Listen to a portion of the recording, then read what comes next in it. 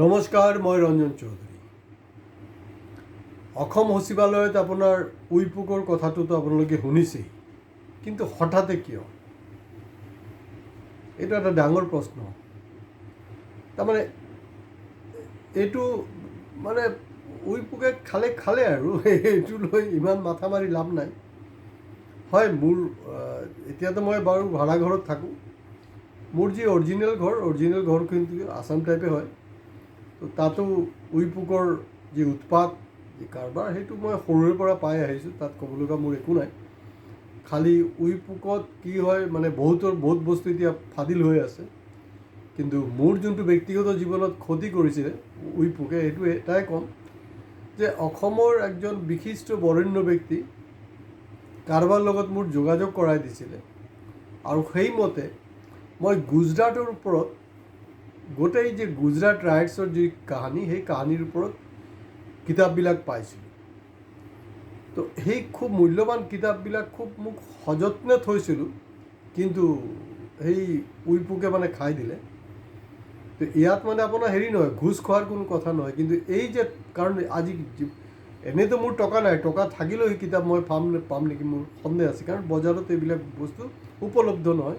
বহুত ভাল ডকুমেণ্টছ, আৰু সেই বৰেণ্য ব্যক্তিজন নিশ্চয় ভাবিছিলে যে না, ৰঞ্জন যদি এই মেটেৰিয়েলছবিলাক পায়, হয়তো তেওঁ এইটো কামত লগাব পাৰিব। তো এইখিনি নাই। এতিয়া আহোঁ যে আমাৰ মুখ্যমন্ত্ৰী ডাঙৰীয়া কৈছিলে নে নাই, মনত পেলাওকচোন। তেওঁ গোপীনাথ বৰদলৈৰ ৰেফাৰেঞ্চো আনিছিলে। তাৰমানে নাম নোকোৱাকেই, মানে দেশ স্বাধীন হোৱাৰ পিছত আজিকোপতি ইমান দুৰ্নীতিমুক্ত কোনো চৰকাৰেই নাছিলে। অৰ্থাৎ তেওঁ 2021-ৰ কথা ক'ব বিচাৰিছে। তাৰমানে সৰ্বানন্দ সোণোৱালেই হওক বা গোপীনাথ বৰদলৈ হওক, গোটেই চিৰিজটোত মানে দুৰ্নীতি হৈছে, নোহোৱা নহয়। এতিয়া যি উইপুকৰ যে কথাটো আহিছে, প্ৰব্লেমটো ক'ত জানে? মই একদম চুটিকৈ কৈ আছোঁ, কথাটো মিলাই চাব। কাৰণ হিমন্ত বিশ্ব শৰ্মা তেওঁক কোনো কম্পিটিটাৰ নিবিচাৰে। তেওঁৰ এই বস্তু এটা বেমাৰ এটা আছে, অৱশ্যে বেয়া নহয়, থাকিব লাগে। কিন্তু হিমন্ত বিশ্ব শৰ্মাক মই এটাই ছাজেশ্যন দিম, তেওঁৰ চব ঠিকেই আছে, কিন্তু জীৱনত যাতে কোনো পথ্যে তেওঁৰ মাজত ভিতৰত যাতে এৰগেঞ্চিটো নাহে। এৰগেঞ্চি আহিলে কিন্তু তেতিয়াহ'লে তেওঁৰ বিপদ হ'ব। আৰু তেওঁৰ এটা দুৰ্বলতা আছে, তেওঁৰ মূৰত যদি সোমাই দিয়ে কোনোবাই যে ৰঞ্জন চৌধুৰী বেয়া, বা সোমালে সেইটো চালি জাৰি নাচায়। আকৌ যদি কোনোবাই কৈ দিয়ে না সঁচাকৈ ৰঞ্জন চৌধুৰী ভাল, আপোনাৰ কিন্তু তেখেতে প্ৰশংসা কৰে, খুব কায়দাকৈ কৰে কেতিয়াবা। সেইটো যদি তেওঁ হেৰি হৈ যায়, মানে ফ্লেক্সিবিলিটি যদি তেওঁৰ মাজত থাকে, কাৰণ সেইটো আমি দেখিছোঁ অসম বা ইণ্ডিয়া নহয়, ৱৰ্ল্ডত বিভিন্ন ঠাইত আমি দেখিছোঁ, যেতিয়া লিডাৰৰ মাজত এৰগেঞ্চিটো আহি যায় নহয়, এৰগেঞ্চিটোৱে কিন্তু লিডাৰক বৰবাদ কৰি দিয়ে। এতিয়া কথাটো হ'ল এনেকুৱা, কেতিয়া কি দুৰ্নীতি হৈছে নাই হোৱা মই সেইবিলাকত নাযাওঁ। মই 80 দশক 90 দশকতো মই সচিবালয়ত গৈছোঁ। তো ৰিচেণ্টলিও মই গৈছোঁ, নোযোৱা নহয়। তাত দেখা পালোঁ যে সচিবালয় ধৰি লওক আৰু 3-4 বছৰ বা 5 বছৰ চাকৰি বাকী আছে, তেওঁলোকেও মোক কৈ থাকে, কোনোবা দাদা বুলি মাতে, ছাৰ বুলি মাতে, যে আমাৰ VRS দি দিলে ভাল নেকি। এনেকুৱা উৎপাত কোনে লগাই আছে? যিবিলাক গণ্ড মূৰ্খ মন্ত্ৰী বিধায়ক, তেওঁলোকৰ মানে মাথা বেয়া হৈ যায়, মানে এনেই কামৰ প্ৰেছাৰ, তাৰপিছত এইবিলাকৰ কথাটো আছেই। আৰু যিসকলৰ ধৰি লওক আৰু 15 বছৰমান চাকৰি আছে, তেওঁলোকৰ একেই দশা, যে নৰকত আহি সোমাইছোঁ। এইটো নৰক হয়। আৰু এই যে কম্পিটিটাৰৰ কথাটো সেইটো কাৰণে কৈছিলোঁ, কাৰণ যেতিয়া মুখ্যমন্ত্ৰী হিমন্ত হ'ব না কোন হ'ব, দ্বিতীয় বিকল্প কোন হ'ব, এই যে নেৰেটিভছবিলাক চলি আছিলে, তেতিয়া তাত কিন্তু অন্যতম দাবীদাৰ আছিলে আমাৰ নতুন অধ্যক্ষ ৰঞ্জিত দাস ডাঙৰীয়া। আৰু এই যে চিপৰাঙৰ যে ৰাজনীতি, তেওঁৰ লগত যে চিপৰাং হৈছে, এই কথা বতৰাবিলাক কিন্তু তেওঁ বজাৰত পূৰা এৰি দিছিলে। তো তেওঁক এনেকুৱা এটা পজিশ্যন কৰা হ'ল, তো তেওঁ বিচাৰি আছিলে যে ঠিক আছে বাপ, মোক মুখ্যমন্ত্ৰী নালাগে, উপ মুখ্যমন্ত্ৰী দে, ঠিক আছে, উপ মুখ্যমন্ত্ৰীও নালাগে, কিন্তু য'ত মালাই আছে যোনটো মিনিষ্ট্ৰীত, সেইটো মোক দিব লাগে।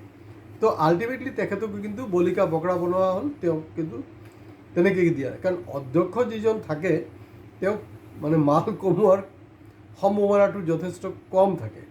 তো এতিয়া দেখিছোঁ যে আমাৰ আগৰ প্ৰাক্তন যিজন আছিলে মাননীয় দৈমাৰী ডাঙৰীয়া, তেওঁৰ সময়ত কি কি দুৰ্নীতি হৈছে নাই হোৱা।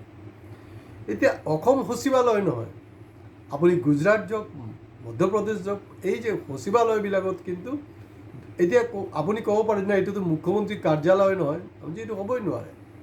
আজি যে PMO অফিচ, PMO অফিচত যি দুৰ্নীতি, PMO অফিচৰ দুৰ্নীতিৰ লগত কিন্তু প্ৰাইম মিনিষ্টাৰৰ কি সম্পৰ্ক আছে মই নাজানো, কিন্তু তেওঁৰ যিবিলাক চাগিৰ আছে তেওঁলোকক কিন্তু সন্তুষ্টৰ কাৰণে এই দুৰ্নীতি, এনে দুৰ্নীতিৰ এগেইনষ্টত কথা পাতিব। একদম খুব মই একদম চিম্পল এক্সাম্পল মই দিব বিচাৰিছোঁ। ধৰি লওক আমাৰ ইয়াত কয়লা চিণ্ডিকেট হৈছে, গৰু চিণ্ডিকেট হৈছে, নাৰী সৰবৰাহ হৈছে, নাৰী প্ৰচাৰ হৈছে আমাৰ হেৰিৰ পৰা, বহুত কিবা কিবি।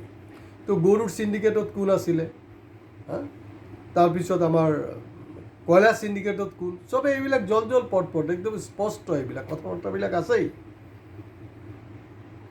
তো এওঁ মানে আমাৰ যে এতিয়া ৰাজনৈতিক যিজন হেৰি মানে শক্তিবান ভাৰতৰ, এইটো কাৰ্টুনো নহয়, বাস্তৱত ৰাজনৈতিক যিজন শক্তিবান, তেখেতে মানে ক'ৰবাত ট্ৰোল গেটত কিবা 2 নম্বৰী হৈছে, মানে য'তে 2 নম্বৰী হ'ব, য'তে চিণ্ডিকেট হ'ব, তাৰ পাৰ্চেণ্টেজ কিন্তু তেওঁৰ ঘৰত গৈ পাব লাগিব, বেলেগ কোনো ষ্টৰি নাই।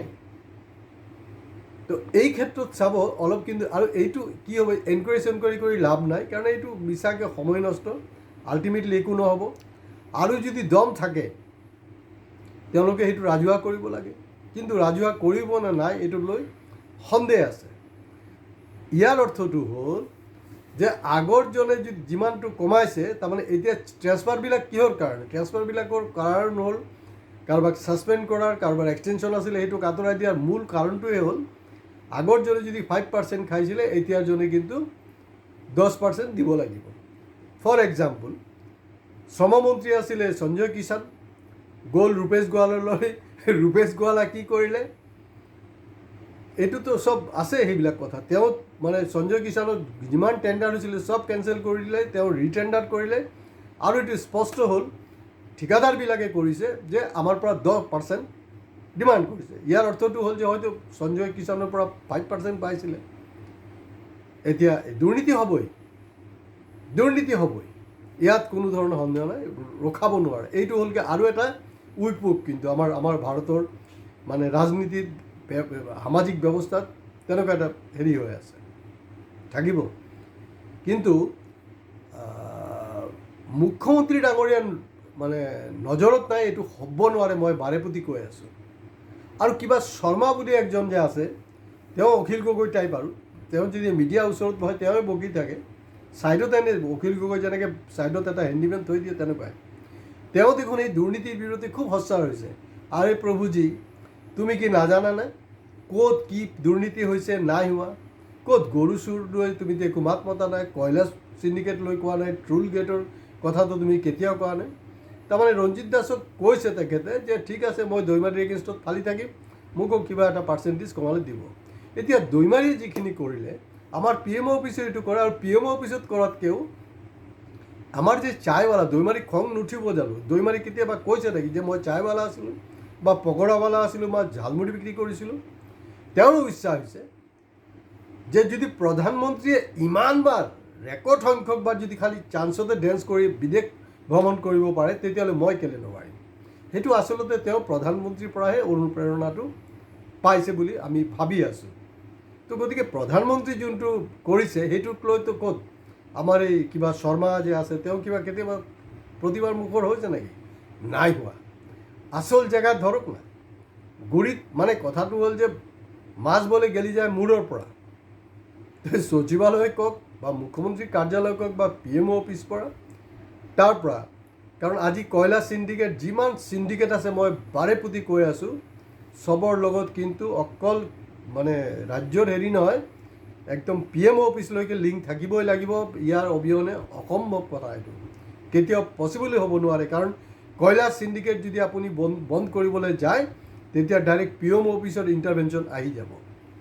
এইবিলাক হ'লগৈ যে আমাৰ গ্ৰাউণ্ড ৰিয়েলিটি, কাৰণ আমি গ্ৰাউণ্ডৰ ৰিপৰ্টবিলাক আপোনালোকক চেষ্টা কৰোঁ উত্থাপন কৰিবলৈ। আৰু তাতকৈও ডাঙৰ কথা, কিছুমান মই ভিউৱাৰ্ছত দেখিছোঁ অলপ হেৰি হৈ যায়, মানে অলপ সোনকালে মানে শেষ কৰিব লাগে নাই পটককৈ কিবা এটা কমেণ্ট দি দিয়ে দিয়ক, মই সন্মান জনাইছোঁ আপোনালোকক। কিন্তু আমাৰ প্ৰতিখন ভিডিঅ' কিন্তু যদি চাবলৈ আছে, শুনিবলৈ আছে, বুজিবলৈ আছে, আৰম্ভণিৰ পৰা শেষলৈকে অলপ ধৈৰ্য সহকাৰে শুনাৰ চেষ্টা কৰক। ঠিক আৰু মোৰ ক্ৰিটিচিজম নহ'ব, এইটো হ'বই নোৱাৰে, হ'বই পাৰে, কিন্তু সঠিক ক্ৰিটিচিজম কৰিলে মই ভাল পাওঁ। মোৰো ভুল হ'ব পাৰে, মইতো আৰু চায়ৱালাৰ পৰা প্ৰধানমন্ত্ৰী নহয় যে কোনো সহ্য কৰিব নোৱাৰিম। গতিকে আমাৰ ব্লাডত, আমাৰ ডিএনত দুৰ্নীতি সোমাই আছে। তো গতিকে উইপোকৰ কথাটো আছেই। আৰু এইটো আচলতে কাৰ কৃপা নাথাকিলে এইটো সম্ভৱ? কৃপাটো লাগিব, কৃপা লাগিব। তো গতিকে আপোনালোকে যথেষ্ট সচেতন, সজাগ ৰাইজ অসমৰ। আজি ইয়াতে শেষ কৰিছোঁ। ভিডিঅ' নিশ্চিতভাৱে আপোনালোকে ভাল পাব, লাইক শ্বেয়াৰ কৰিব, লগতে কিন্তু কমেণ্টছটো আছেই, প্লাছ ছাবস্ক্ৰাইবো কৰিব প্লিজ। নমস্কাৰ।